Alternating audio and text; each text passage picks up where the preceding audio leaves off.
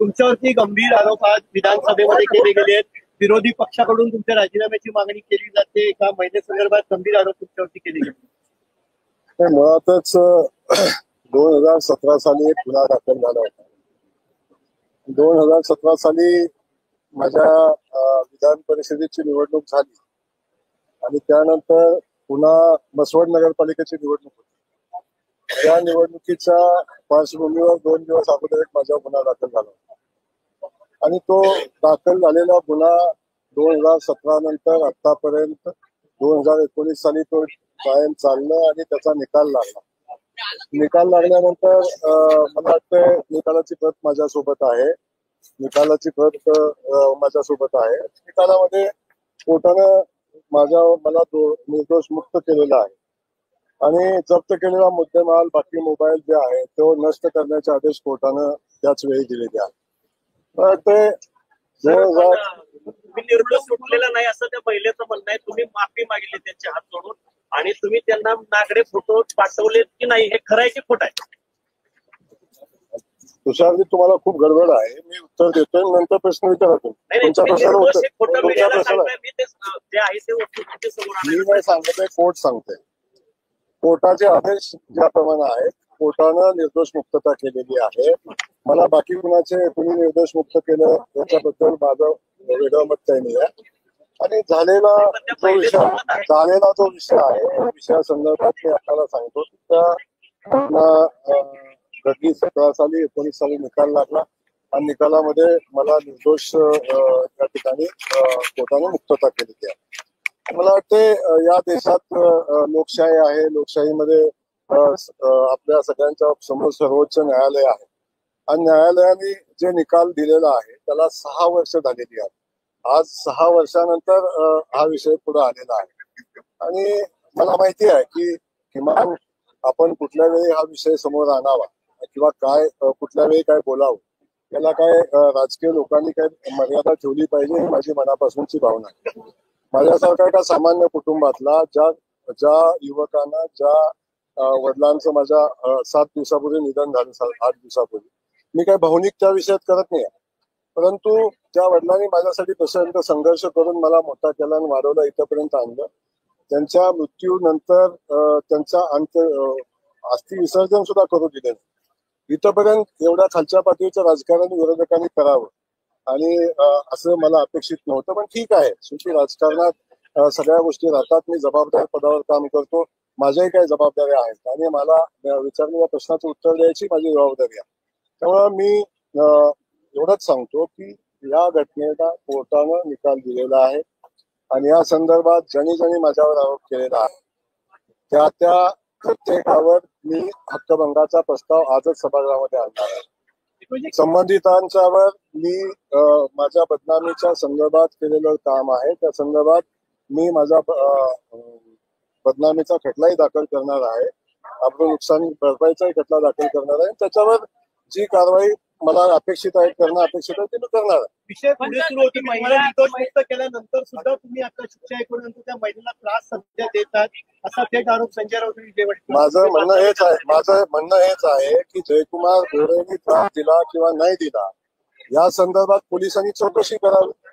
या संदर्भात जयकुमार गोरेनं काय केलं या संदर्भात चौकशी करावी. चौकशी करून जो कोण दोषी आहे, मी असेल तर माझ्यावर आणि कोण असेल तर त्याच्यावर, आणि जे काही खोटे कुभांड रचतायत, जे खोटे या भानगडी करतायत त्यांच्यावर जे करताय त्यांच्यावर कारवाई करणं अपेक्षित कारवाई करावी. मी तेच सांगतो की कोर्टानं निर्दोष मुक्तता केलेली आहे. मी कुठलेही फोटो पाठवले नाही. तर कोर्टापेक्षा मला वाटतं तुम्ही पण फार मोठे नाही आहे असं माझं म्हणणं आहे. त्यामुळे माझं म्हणणं एवढंच आहे.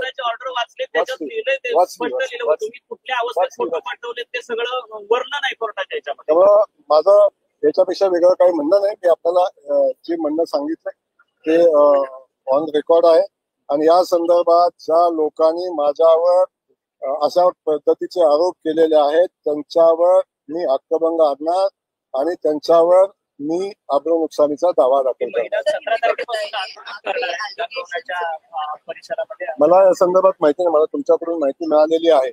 माझं तर म्हणणं आहे की असं काय घडलं असेल तर जो कोणी घडला असेल त्याच्यावर कारवाई केली सर, पाहिजे. तुम्ही ज्यांनी कोर्टात कोणी केलं निर्दोष कोर्टाचा जे संदर्भ देताय, सर माझा एक मिनिट, माझा महत्वाचा प्रश्न, तुम्ही माफी मागितली त्या महिलेची कोर्टात, तुम्हाला ऐका ना, ते नैतिकतेच्या जोरावर पाय उतार व्हावं अशा प्रकारचं विधान जे आहे ते विरोधी पक्ष देखील करताना दिसत आहेत. याकडे कशा प्रकारे मला हे कळत नाही की जी या देशाची सर्वोच्च व्यवस्था न्याय व्यवस्था आहे.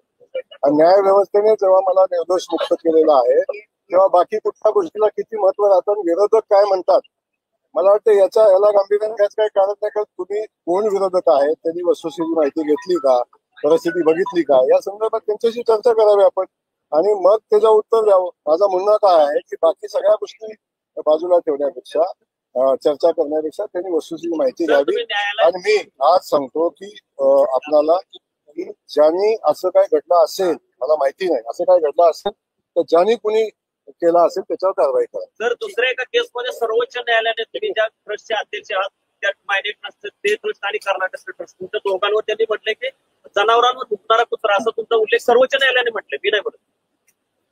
आता तुषारजी आपल्या माझा मोबाईल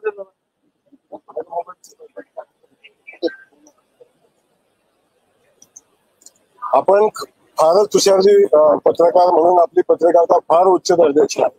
मी सांगतो तुमचा ऐकून घ्या, तुमचा ऐकून मी तुम्हालाही सांगतो.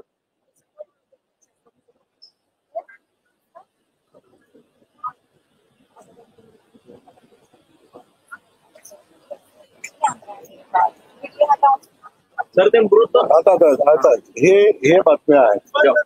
एक पत्रकारिता म्हणून आपण सगळेजण पत्रकार आहात. एक पत्रकार माझ्या वर्गात गेल्या 6 महिन्यापासून 7-8 महिन्यापासून 3 वर्षापासून एक पत्रकार माझ्यावर सातत्यानं माझ्यावर एकतर्फी बातम्या लावतो. 85 बातमी आजची. आज जे आपण अरे रामना बाबा थांबा बाबा, तुम्ही मुलाखत द्या ना, मला मला कधी खुलासा पाठवा. 2 मिनिटं गडबड फार झाली तुम्हाला.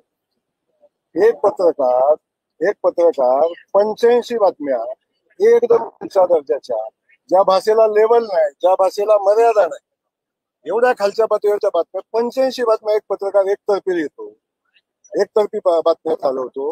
आणि ही कुठली पत्रकारिता?